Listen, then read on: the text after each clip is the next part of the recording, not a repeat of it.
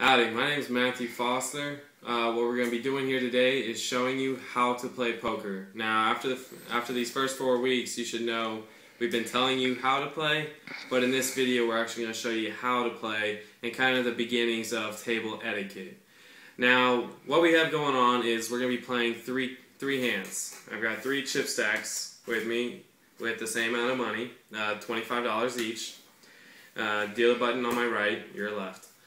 So pretty much what's going to happen right now is we're going to go ahead and throw the blinds out, which in this case are going to be 1 and 2. Pretty much meaning small blind is going to pay $1 and big blind has to pay $2. Small blind is to the left of the dealer, big blind is left to the small blind, and each hand it rotates. Pretty much meaning that the $2 is the minimum bet, and to make sure that there's money always in the pot. So from here what would happen is the cards would be dealt. Starting with small blind. Small blind gets the first card. So, going in a circle. There we go. Alright, first to act, which is the first person to actually see their cards, because big blind's technically already betted, so first to act would be the person to the left of the big blind. 5-6 diamonds, suited connector. Pretty decent hand, not bad for a first hand. So we're going to go ahead and call big blind. So we're going to play the $2. We're going to go to small blind. Pocket tens. Pretty obvious, you're going to call big blind. Big blind normally checks. In this case, 4-6 offsuit. They're most likely going to check. They're not going to raise this. So pot is right, meaning the money is right, everybody's still in. Now what we're going to do is we're going to do burning the card, which you should know is when you throw away a card before the flop. The flop is 1, 2, 3 cards over. Now you have to remember this is an instructional video, so if this was for real, pocket tens wouldn't know what everyone else has. He sees a queen on the board, he's like, someone could have a queen, and also another thing to notice, 2 spades. Alright, easy flush draw. Alright, now after the flop, the first person to act is the left of the dealer. So, in that case, it would be our pocket tens. Now, again, he doesn't know what the other players have, so he sees the queen, sees 2 spades.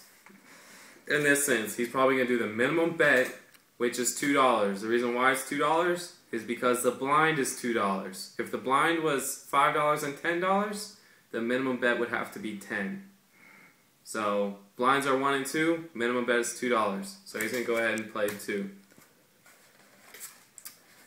And then we have our 4-6 offsuit. So he paired his 4s.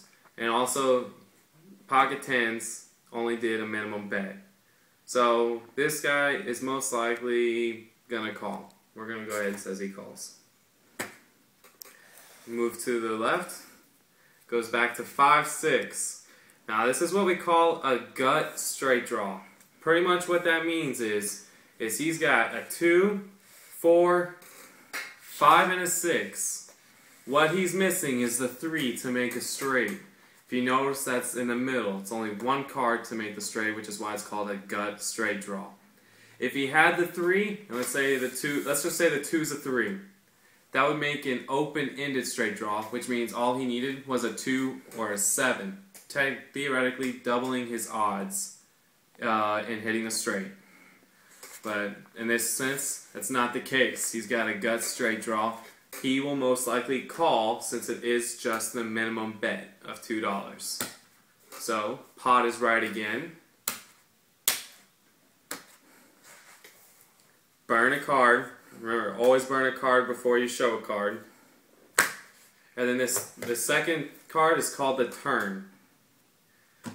Another queen comes out. Now, again, first to act is to the left of the dealer. Statistically, pocket tens feels much better about the queen. Knowing that there are only 2 queens left in the entire deck makes the odds of one of these 2 players having one of those other 2 queens. So his odds just went up. And not to mention, it also gave him 2 pair, 10s and queens. So, again, this time he's not going to bet the minimum. This time he'll probably throw out a 5. He knows he pretty much wins.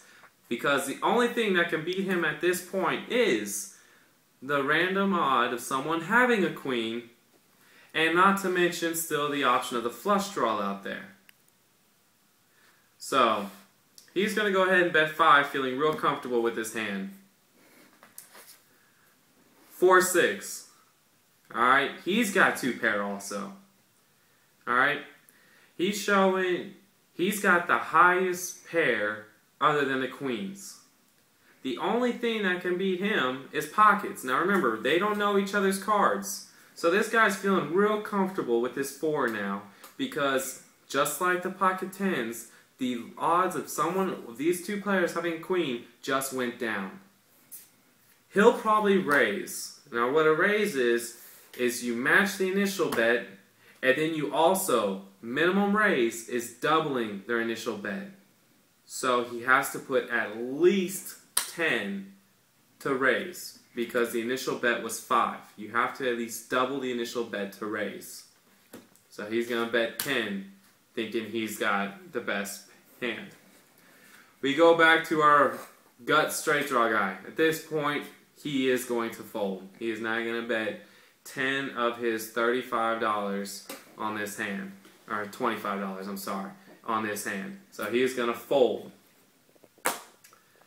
Our pocket 10s guy, he may think about it if he's got the other queen, if he's got a higher pocket, or if he's betting on a flush draw. But in the end, he is most likely going to call. And that's what we're going to do. Pot's right. Again, starting with small blind, we'll act first, burn a card, and then the river, the last card that comes out, a jack. We go back to our pocket 10s. He's still feeling very comfortable. He dodged another bullet. The odds of another queen being out there are practically nothing. And also, there is no flush draw. Not anymore. There are no more cards coming out, so there is no flush out there. There's no straight out there. There's nothing. He feels comfortable. The only thing that can beat him is if someone has a jack, pocket kings, or pocket aces are the only thing that he can beat him. I mean, yeah. So he's going to probably bet 5 again. 4s and 6s, he did not like that jack that came out. That was a bad card for him. Now, he doesn't want to show weakness because he may think pocket 10s guy is bluffing. Because he bet 10 last time. He called a 10 and bet 5 again. So what's most likely going to happen, if this guy was desperate enough because he did not like that jack, he'll probably most likely push all in. Now, what all in is you take all your chips and you throw them to the table. So in this case, he has 11 chips. So obviously, pocket 10s would think about it, wondering if he hit his jacks. If the 4-6 guy hit his jacks, which would beat his 10s. But in the end, he would most likely call. I would call to put 11 in. Now remember, even though pocket 10s was to act first, I called him. So he has to show his cards first. He would show that he would have 4s, queens, with a jack kicker. Remember, it's the best 5 cards. So that is his hand. 2 pair, 4s, queens with a jack kicker. And then I would go ahead and show my pocket 10s. Would beat his 4s and make it 10s, queens with the jack kicker. And then that would give him the win. He would collect the pot, pretty much the winnings, all the amount that was betted. And that would be the end of that hand. Dealer would shuffle, and it would start all over. The dealer button will move to the left, which would also mean the blinds will move to the left. So if he was still in, he would have to put in one chip, $1 this time instead of two, and then the person to the left of him, which in this case is over here, would have to put two in that time, because the blinds move with the dealer button to the left, and then a new hand will start. And that's how you play poker. Hope this video was helpful. If not, email me any questions you may have, and we'll get back to you as soon as possible. Thank you.